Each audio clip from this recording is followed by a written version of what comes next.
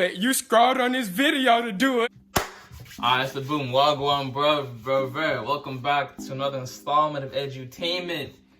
Today's topic. Welcome back to Coffee Time with your host, ex-Google, ex-Facebook, multi-millionaire tech lead. And today, I wanted to give you some lessons on money. Some of the worst ways in which I have wasted loads of my money. And I'm not just talking about small little purchases like sneakers or pack of baseball cards, but I'm talking about thousands of dollars in savings, which to you is probably like life-changing amounts of money. So let's get into it. Tip number one has to do with housing. Housing is one of the biggest costs out there, and I have personally blown thousands, if not tens of thousands of dollars on housing. One of the worst mistakes I've ever made was relocating to New York City, signing a lease for $2,300 per month over a whole year. And there was really no reason for me to be there. In fact, I moved there to try to meet a girl who I had met online, and I thought that if I got an apartment there, I could use that to impress her. However, she never even once visited that apartment, and in fact, nobody ever visited the apartment except for the time I leased it out on Airbnb and tried to recoup a few of my costs. And what happened was I just spent and wasted a whole bunch of my time decorating the place, making it look nice. For what? For who? Really just for myself, and I didn't appreciate it. I spent 99% of my time looking at the computer, not looking at all of the decorations I had put on the wall. So at the time, this girl who I was chatting with online, nothing really became of it. And TechLead, you were simping? Were you simping, TechLead? Were you simping? Were you simping? I don't know. But nah, like real talk, the biggest monthly expenses people will make are either their car costs included, or housing, right? When it comes to housing, obviously, the farther away you live from the city, typically you spend less, and having roommates definitely aid in that process. Honestly, if you're considering moving to a city or going somewhere, I would highly recommend doing the Airbnb route. Book an Airbnb for like a month or so. You can get a discount. I talked about it in the video up here, living in Airbnbs.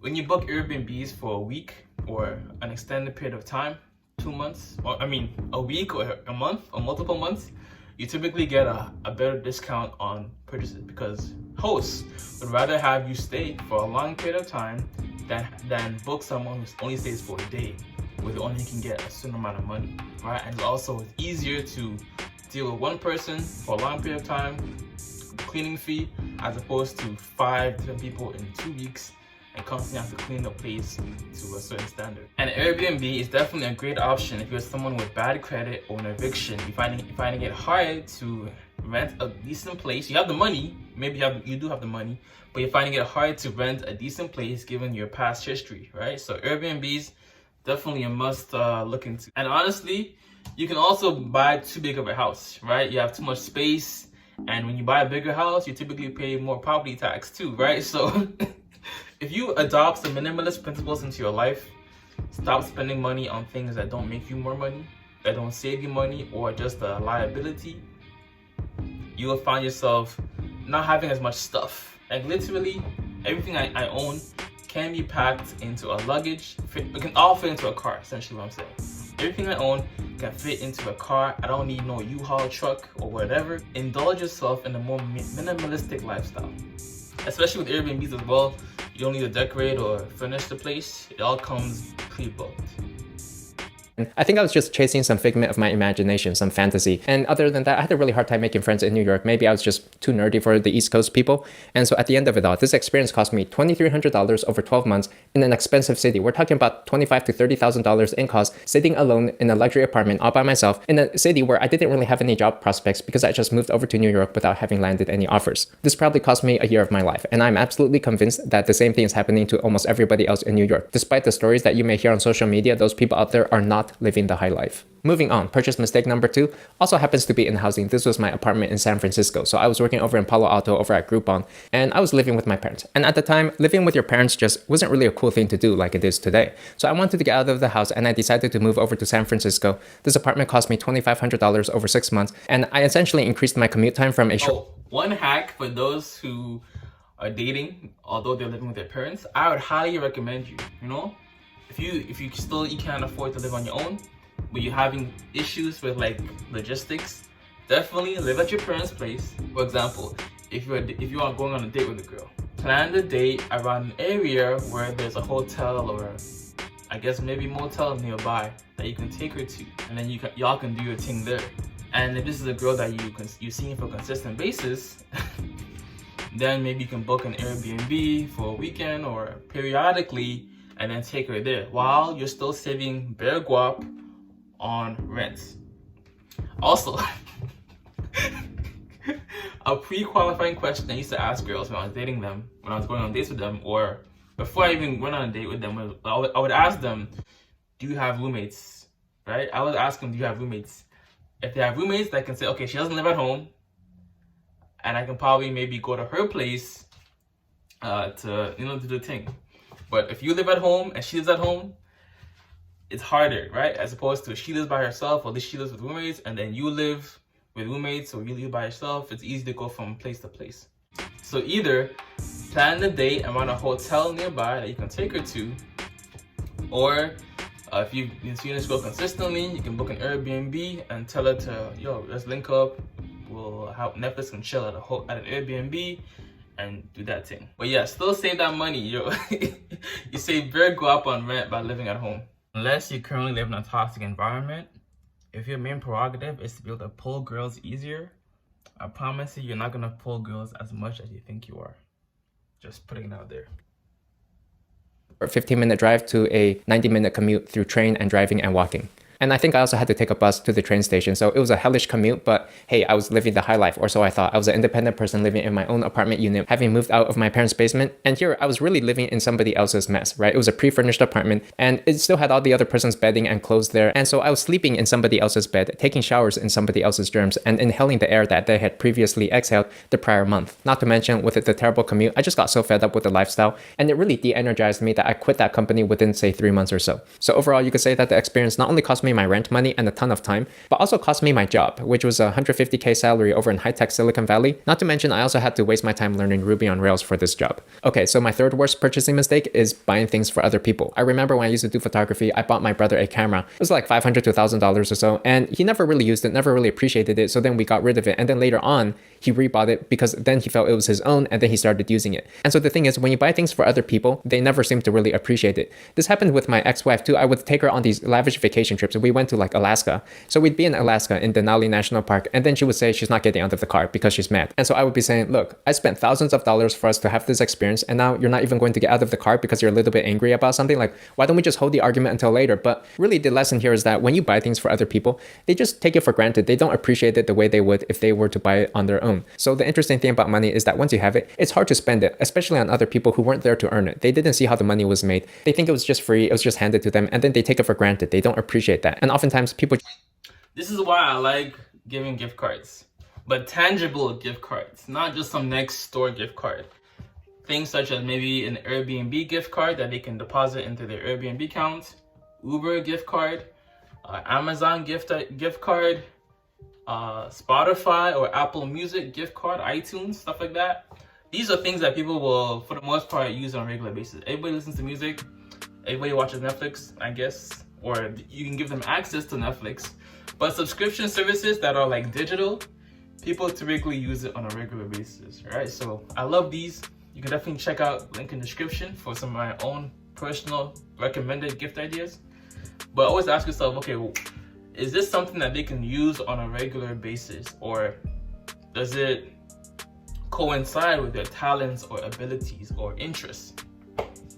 Opportunities and don't use them to the fullest. And so these days, I'm just very careful whenever I consider buying anything for anybody else. It's kind of like that old saying, it's better to teach someone to fish than to give them a fish, because if you give them a fish, they may just chew half of it and just throw the rest out. Moving on, tip number 4, my worst money mistake was adventurous sports. So there was a time when I would get into motorcycling, scuba diving, and it would cost me money and time to take these classes. And for what? In scuba diving, I get a chance to drown, and in motorcycling, I get a chance to break my leg, because it said that it's only a matter of time when you fall, not if you fall on a bike. You know, after you finish scuba diving class and it's too late to get a refund, the instructors tell you that something like 90% of students just give up scuba diving after that because they realize it's too dangerous and it's not really pleasant. You see, scuba diving was traditionally something only soldiers did until mass commercialization pushed it upon the general public, and now people think that it's safe when it's really not. And similarly with motorcycling, at the end of the class, I really began to do my research, and I realized that I think like bikers are prone to 100 times more chance of death than drivers. And like that just doesn't sound really fun. This is why I don't have a car. I walk everywhere. It's not I don't have one, it's like I can't because my G1 expired. So I just have a cut for you. Let me tell you something, sweetheart. I don't know how y'all do shit where you from, but let me tell you something. Where I'm from, we don't do shit like that. I have to go through the whole process again because my G1 expired. I'm literally downtown. I walk everywhere, take a train if I need to, bus. Like, once you live in the suburbs, I feel like whenever I'm back home, my parents, I feel the effects of not having a car, right? Yeah, that's the thing, right? When you rent a place, you're not always just renting the place itself, but when you live downtown, you're also renting the experience, the proximity of everything. So I guess that's a factor that you have to take into account. But I do feel like it's easier to control your transportation costs as opposed to that fixed monthly rent bill. So the thing about money is that often spending it will increase your chance of death or injury. And that's why they say that even in hospitals, the busiest times are during holidays or weekends when people are out there having fun doing adventurous activities compared to just going to work, doing their 9-to-5 job. In fact, I remember when I was learning motorcycling, I pre-ordered a $30,000 Ducati Superbike, and it was really weird that the store owner just let me purchase that even when they knew that I didn't have much experience. Later on, I had the sense to cancel it, but in retrospect, if that purchase went through, I probably would have gotten myself killed with that. All right, so for my fifth money mistake, I'm going to say jewelry. So I remember a few weeks before my ex-wife just left, I decided, you know what, I know she was angry at me, I'm going to buy her some expensive jewelry, a few $1,000s pair of earrings. And I thought that this would make things better. I thought I could earn an apology this way. It was a diamond pair of earrings, something with a bit of sentimental value, something that she had always wanted. But the thing is, at the end of the day, jewelry, it's just a rock. It's a very expensive piece of rock, but... TechLead, can you simp for your wife? Is that possible?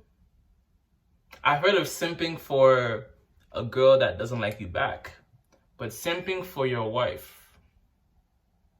That one-legged, what kind of shot is that? Have you ever shot that shot? Do you work on that shot? When? Yeah, there's a point of diminishing returns, right? I guess at the end of the day, you cannot buy love. You cannot buy affection. And just in general, jewelry is not like anything special. Only big jewelry I would say is probably like a wedding ring. That's it. And what other jewelry is really like that significant? Okay, earrings, okay. Nose piercing, okay. You know? Hello Earthlings, future Owolabby here. Like I was saying, it's one of those things that it feels good in the moment, but long term, it wears off. If you want to buy something, rent it for like a month or two to get that experience and to see if you can afford that lifestyle. So if you want to get a Ferrari, rent it for like a month or two. See if you like it, see the pros and cons of it, and then you've had that experience and you could, move on with your life without having the FOMO. I would say that instead of that, maybe put more time into investing in experiences between two people in order to develop more of a personal connection and relationship. Instead of just buying expensive rocks, and jewelry is so expensive, and yet the payoff from it, I just don't see it strengthening the bond between two people. And actually, one of my worst buying experiences was at a Tiffany jewelry store, because right after I finished purchasing this necklace, the store clerk told me, oh, by the way, there are absolutely no refunds. Once you buy it, you cannot give it back. We don't want any of this stuff back. And so I was just left there thinking, wait, so this necklace, which I just bought from you for a few $100s, it has absolutely no value to you. You just don't want it back. And that's pretty much how it works. And I could just remember the sweat starting to trickle down my neck with that sinking feeling that I've just been scammed here. So especially commodity jewelry or diamonds, there's not much value in it. It's not investment grade. All right, let's wrap this up quickly. Number 6, fancy restaurants. On my 30th birthday, I went to this fancy Japanese restaurant. It was a full 9-course meal. The whole thing took 3 hours of my evening, not counting the 30 minutes it took to get to the restaurant and back. So it was a 4-hour ordeal, and it pretty much just wasted the whole evening for me because it was my birthday and I had all of these other things I wanted to do. I wanted to take a walk through town. I wanted to go play some arcades, go to the local cake shop and get some desserts. But I didn't get a chance to do any of that because I was just stuck in the restaurant, just sitting there waiting for them to serve all 9 courses. And I was pretty much done within the first 30 minutes or so. I was ready to get out of there. But I had already prepaid for the whole thing, cost me a few $100s, and they're just wasting so much time walking back and forth, having a little chit chat, introducing each meal to you, and I'm just like, I just want to go play my arcades. The food is fine, but the loss in time is not worth it to me. And then the 7th money mistake is going to have to be a car, right? They're the second biggest purchase after a house, and they're really death machines. It's funny the number of times I would be driving and I would just go berserk and just start speeding around super fast, road rage all over the place,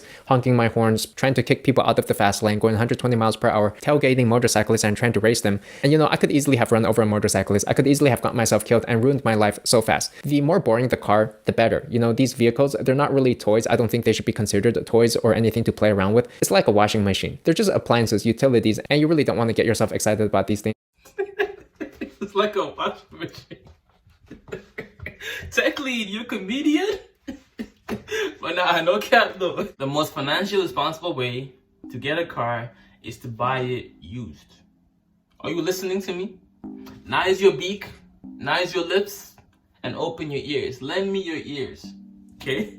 Let's say for the next 10 months, you pay yourself $200. You have $2,000 saved up to get a decent car, all right? Now you have the car. Now let's say you want to upgrade. For the next 10 months again, save up another $200.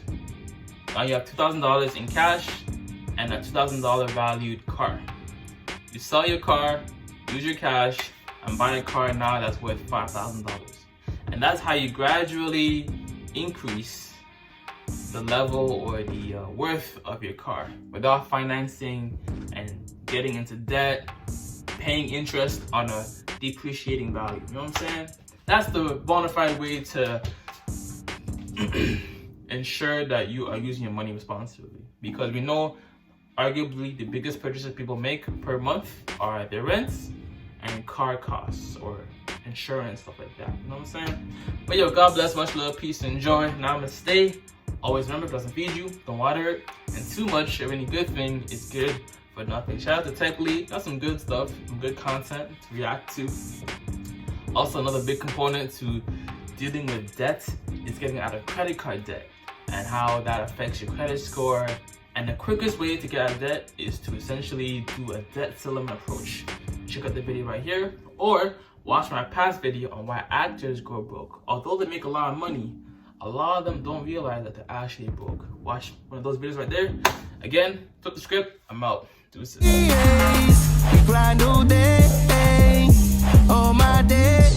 Sweet one looking like a Kardashian. So bad, it don't matter what car that she in. Give her seasoned wood, now she back again. It shows she's never really been with an African.